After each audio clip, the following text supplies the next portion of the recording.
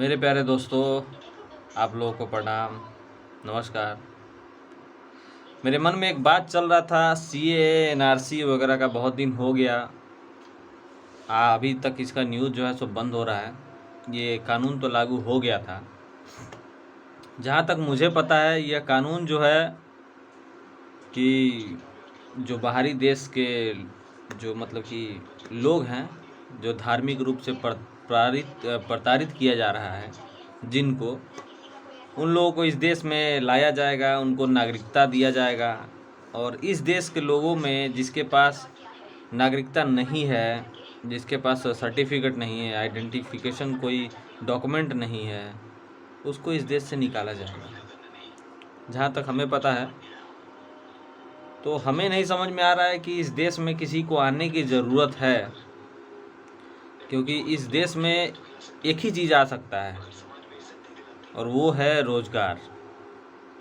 क्योंकि इस देश को एक ही चीज़ की ज़रूरत है और वो है रोज़गार। अगर इस बात से आप लोग सहमत हैं तो कृपया इस वीडियो को लाइक करें, शेयर करें और दूसरों को भी बताएं। हमारे हिसाब से हमारे देश का मुख्यमंत्री, प्रधानमंत्री, हमारा एमएलए, वो ग्रेजुएट तो होना ही चाहिए कम से कम। और ग्रेजुएट होने के बावजूद वो कम से कम उसके ऊपर कोई भी केस, मर्डर या किसी भी चीज़ का कोई क्राइम दफ़ा नहीं होनी चाहिए उसके ऊपर। क्योंकि हम जिसको अपने ऊपर शासन करने के लिए अपना वो बना रहे हैं, वो एक क्रिमिनल है, वो एक मतलब कि दोषी है। वो आपके बारे में क्या सोच रहा है? कुछ नहीं। आज के डेट में पेट्रोल का कीमत 93 रुपये हो गया है और डीजल का कीमत आपका 87-88 रुपये हो गया लीटर। हर आदमी का इनकम नहीं बढ़ रहा है।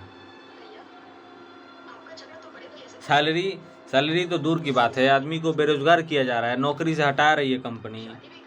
और हर आदमी का जो है सो कि खर्चा बढ़ते जा रहा है। प्याज, आलू वगैरह हर चीज़, जो भी चीज़ें आपके डेली रूटीन में खाने में आते हैं, हर चीज़ का महंगाई बहुत ज़्यादा बढ़ गया है। आप सब्सिडी के नाम पे लोगों से पैसा लेते हैं और उन्हीं का पैसा 1 महीने बाद, 2 महीने बाद उन्हीं के ही खाते में डालते हैं। क्यों लेते हैं इतना पैसा? जितना उसका मूल्य है उतना ही लीजिए ना। क्यों हम अपना पैसा आपको देंगे, फिर आपसे उम्मीद करेंगे कि आप हमारे खाते में डालेंगे? मेहनत करते हैं साहब, बहुत मुश्किल से आता है पैसा। ये सरकार दोहरी राजनीति कर रही है हम लोगों के साथ, हमारे जनता के साथ। कृपया इसे समझें, गौर से समझें। पेट्रोल महंगा है, डीजल महंगा है, खाद्य पदार्थ महंगे हैं। कहाँ से किसान अपने खेत में कोई भी चीज़ बोएगा? कोई भी चीज़ नहीं बो पाएगा, क्योंकि महंगाई इतनी बढ़ गई है। गेहूँ का बीज लेने जाइएगा तो इतना महंगा है, धान का बीज लेने जाइएगा तो इतना महंगा है। उसमें पर डे पानी वो देना पड़ता है, सिंचाई करनी पड़ती है। कोई भी किसान बोता है 10,000 लगाकर और उससे निकलता है 5,000, 6,000, लॉस में जाता है। उसको फ़ायदा एक ही चीज़ होता है कि वो खा पाता है उससे, बाकी कोई फ़ायदा तो नहीं हो पाता। ऐसे चलेगा तो फिर कैसे चलेगा? जॉब किसी को मिल नहीं रही है, जॉब के नाम पे घूस लिया जा रहा है। सेना में लोग कहता है कि आर्मी, एयरफोर्स, नेवी में जाने के लिए लोग देश के लिए शहीद हो रहे हैं। मुझे तो इतना सुन के अजीब और देख के भी अजीब लगता है। मेरे भाई, मेरे दोस्त बहुत सारे लोग हैं जो आर्मी, एयरफोर्स, नेवी की तैयारी करते हैं। उसे बहुत लोगों ने निकाला भी है और बहुत लोग जॉब भी करते हैं। सभी लोगों के मुँह से सुने हैं और आदमी देखता भी है। तो ये देख के कुफ्त होता है कि आदमी एक शहीद होने जा रहा है, उस शहीद आर्मी में जा रहा है, आपकी रक्षा के लिए जा रहा है, और उसी आदमी से एक नौकरी के लिए, एक आर्मी ऑफिसर के नौकरी के लिए, वो भी सेना रैंक का आदमी, जिसे 8 लाख 7 लाख रुपए लिया जाता है। इस देश का क्या होगा? कुछ नहीं। बहुत ही ज़्यादा नीचे गिरा जा रहा है ये देश, हम लोगों का देश, हमारा देश, अपना देश। जिसे हम लोग महान भारत कहते हैं, इस भारत देश के वासी जो हैं वो इतने नीचे गिरते जा रहे हैं कि जो लड़का आपके रक्षा के लिए जाता है सीमा पे, उससे हम 8 लाख रुपए ले लेते हैं। और वो 8 लाख पता है आपको कहाँ से आता है? आप तो सिर्फ बोल देते हैं कि सिर्फ 8 लाख रुपए हमको दे दो तब तुम्हारा नौकरी लग जाएगा, और वो सिर्फ अपना पेट पालने के लिए अपना ज़मीन, अपनी मम्मी का जेवर, बहुत चीज़ों को गिरवी रखता है, बेचता है, अपनी पूरी दिन रात की मेहनत करता है, दौड़ता है, सुबह शाम रोज़ रोड पे दौड़ता है, और उस दौड़ने को उतनी मेहनत, कड़ी मेहनत करने के बाद ट्रेनिंग लेता है, उसके बाद उस नौकरी को पाता है। और हम आर्मी ऑफिसरों को भी थोड़ा सा इस बात में कहना चाहेंगे कि वही लोग कहीं ना कहीं घूस लेते हैं और बाहरी से कोई एजेंट देता है उन लोगों को। आप लोग समझिए इस चीज़ को। ये लोकतंत्र धीरे धीरे राजतंत्र में बदलते जा रहा है। कौन बताएगा, कौन समझेगा? बहुत तकलीफ़ होता है कि कभी कभी हम जी रहे हैं लेकिन हमारा डिसीजन कोई और ले रहा है, जीने का तरीका कोई और देख रहा है कि आपको ऐसे जीना है।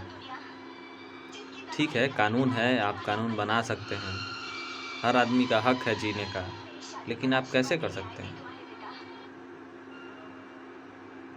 इतना महंगा कोई गरीब आदमी है जिसको 2 रुपये का उसका तनख्वाह नहीं है, 7,000 8,000 रुपये तनख्वाह कहते हैं आप। आज कंपनियां 24 घंटे 12 घंटे काम कराती हैं और 10,000 12,000 रुपये सैलरी देती हैं। कोई क्या करेगा? अगर मान लीजिए कि आप रूम रेंट लेके जॉब कर रहे हैं, 12,000 रुपये आपका सैलरी है, तो 3,000 4,000 बचाइएगा। आपके घर में 5 आदमी है तो आप कितना उन लोगों को पाल पोस के बड़ा कीजिएगा? क्या खिलाइएगा अपने बच्चों को? क्या पढ़ाइएगा? और गवर्नमेंट स्कूल में क्या पढ़ाई होता है ये आपको पता ही है, बताने की कोई ज़रूरत नहीं है। आप 40,000 50,000 गवर्नमेंट टीचर को सैलरी देते हैं और कुछ होता है नहीं। अगर गवर्नमेंट स्कूल में आप इतना फंक्शन अगर दे देते जो प्राइवेट स्कूलों में है, गवर्नमेंट स्कूलों का जो बुक है वो इंग्लिश भाषा में है, तो आप गवर्नमेंट सॉरी ये प्राइवेट स्कूलों की बात कर रहे थे, गवर्नमेंट में तो पूरा हिंदी में है। हिंदी इंग्लिश दोनों में कीजिए ना, उसको हिंदी इंग्लिश दोनों टीचर को पढ़ाइए, दोनों भाषा सिखाइए उसे, तब ना डेवलप करेगा बच्चा। कंप्यूटर लगाते हैं तो पता चलता है पूरा कंप्यूटर में मकड़ी छा गई है आपके स्कूल में जाने में, कैसे काम चलेगा सर? बहुत बहुत तकलीफ़ होता है कि एक गांव का लड़का जाके कहीं पे बोर हो जाता है, कहीं पे उसको नौकरी नहीं मिलती है। बहुत अजीब होता है, बहुत अजीब लगता है। आप लोग कृपया मेरी तकलीफ़ों को समझिए। अगर इससे थोड़ा सा भी आपको समझ में आ रहा है कि हाँ ये सरकार क्या कर रही है, तो प्लीज़ इस पे ज़रा आप लोग गौर कीजिए। हिंदू मुस्लिम सिख ईसाई ये सारे चीज़ों में मत पड़िए। कहाँ हिंदू कहाँ मुस्लिम, आप लोग तो साथ ही रहते हैं। मेरा फ्रेंड है, मेरे साथ ही रहता है, मुस्लिम है, फिर भी हम लोग खाते हैं साथ में, पीते हैं, खाते पीते सब साथ में हम लोग रहते हैं, कुछ नहीं होता है। क्या है यार, वो भी इंसान है, हम भी इंसान हैं। ये हिंदू मुस्लिम सिख ईसाई ये सारा चीज़ें ग्रंथों में है, इंसानियत में तो नहीं दिखती। हमके 2-4 आदमी मिल के ये सारा कहानी कर देता है। इस राजनीति को समझिए और इसे अपने अंदर डूबने से रोकिए, क्योंकि हम लोग अगर कुछ नहीं बोलते हैं, नहीं करते हैं, एक सिंपल बात है, एक सिंपल सा वर्ड है, आप वोट देने जाते हैं तो वोट ये सोच के मत दीजिए कि हमें कितना रुपया मिला है। पहले तो अपना वोट को बेचिए मत, किसी भी कीमत में मत बेचिए, क्योंकि आपका डिसीजन, आपका एक वोट आपके पूरे बच्चे को बर्बाद कर देगा, उसके भविष्य को। अगर आप ऐसा करते हैं तो आप अपने बेटे के भविष्य को 500 रुपये में बेच देते हैं, या 1,000, जो भी पैसा लेते हैं आप, ये साड़ी पायल जो भी लेती हैं आप, हम औरतों को भी कह रहे हैं, आप अपने बच्चे को भविष्य बेच देते हैं, बच्चे का भविष्य बेच देते हैं। तो जिसे भी आप वोट देने जा रहे हैं, हम आप लोगों से एक ही गुजारिश करेंगे कि उस इंसान को वोट देने से पहले एक बार अपने बच्चों के बारे में सोचिएगा कि ये इंसान मेरे बच्चे को कहाँ तक लेके जाएगा, मेरे गांव को कहाँ तक लेके जाएगा। एक मुखिया का चुनाव हो रहा है, प्रमुख मुखिया, सरपंच, जो भी हो रहा है, उस चुनाव में ये जरूर सोचिए कि वो इंसान अब आपके गांव को क्या देगा, आपके बच्चों को क्या देगा, क्या देना चाहता है वो, तब उसको वोट दीजिए, अन्यथा किसी और कैंडिडेट को वोट दीजिए। आपको एक मुखिया के, एक सरपंच के, किसी भी छोटा मोटा चुनाव के लिए आपको पैसा दिया जाता है, 5,000, 500, 1,000, 2,000, साड़ी, कपड़ा, ये सारा चीज़ मिलता है आप लोगों को नीचे लेवल में, सब कुछ हम देखे हैं, हम जानते भी हैं। तो ये सारा चीज़ नहीं होना चाहिए। अगर आप अपने गांव को आप डेवलप करना चाहते हैं, अपने गांव को आगे लेके जाना चाहते हैं, तो कृपया इसे रोक दीजिए। किसी भी इंसान को वोट देने से पहले ये सोचिए कि वो इंसान कितना डेवलप है, कितना पढ़ा लिखा है, शिक्षित है कि नहीं है, दूसरों के बारे में क्या ख्यालात हैं उसके, वो क्या सोचता है किसी और के बारे में, कैसी सोच है उसकी। पैसा दे देने से ना, आप वोट दे दीजिएगा, 5 साल तक वो गलत काम करेगा, 5 साल तक सरकार के पैसे को खाएगा, पैसों को खाएगा, फिर उसके बाद क्या करेगा, फिर वो जीतेगा, फिर आपको पैसा देगा, और इस तरह से आपका गांव, आपके गांव का जितने भी फंड आएंगे वो सारा चीज़ वो खा जाएगा, अपना घर बनाएगा। कैसे चलेगा यार।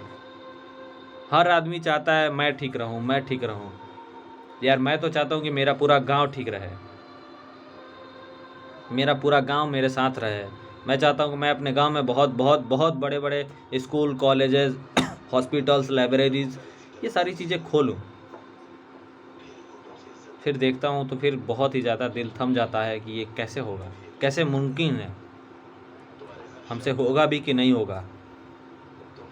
मैंने एक सपना भी बनाया है कि मैं अपने गांव में हॉस्पिटल खोलूँगा, मैं अपने गांव में एक बहुत बड़ा लाइब्रेरी बनाऊँगा, मैं अपने गांव में एक बहुत बड़ा कॉलेज खोलूँगा, कि मेरे गांव के जो बच्चे हैं, मेरे गांव के जो भाई हैं, वो सब पढ़े उसी में, फ्री में पढ़े, फ्री ऑफ कॉस्ट। पता नहीं कैसे होगा, बट मेरी ऐसी सोच है कि हम ऐसा करें। प्लीज़ देख के इसको आप लोग इग्नोर मत कीजिए। अपने गांव में भी जो इस वीडियो को देखेगा, अपने गांव में भी आप लोग ऐसा ही सोचिए कि जिस मुखिया को वोट दे रहे हैं, जिस एमएलए को वोट दे रहे हैं, क्या आपके बच्चों के लिए वो क्या कर सकता है, आपके बच्चों के लिए। बहुत अजीब लगता है यार। प्लीज़ अगर इस चीज़ को अगर समझ सकते हैं, मेरी तकलीफ़ों को अगर आप समझ रहे हैं, एक नौकरी करना बड़ी बात नहीं है, आत्मनिर्भर बन जाइएगा, आप एक जॉब कीजिएगा कहीं पर भी। आपको शोषण किया जा रहा है जॉब में, आप बहुत परेशान रहिएगा, आप एक मजबूरी से जॉब कीजिएगा। हर आदमी नौकरी को बहुत ज़्यादा, नौकरी मतलब क्या है, आप मजबूर हैं तभी तो नौकरी कर रहे हैं, आप मजबूर हैं, आपको गाली सुनना पड़ेगा नौकरी में, फिर आप उस नौकरी को कर पाइएगा। क्योंकि आपका, अगर आप नौकरी नहीं कीजिएगा तो इस बेरोज़गारी ज़माने में कहाँ रहिएगा, मुश्किल हो जाएगा, उससे भी बदतर ज़िंदगी आपकी हो जाएगी। बहुत तकलीफ़ होता है कभी कभी ये सोच के, और जो इसे नहीं समझ रहा है ना, उसके लिए तो, सबके लिए भगवान मालिक हैं, तो उसके लिए भी भगवान मालिक होंगे। जय हिंद, जय भारत।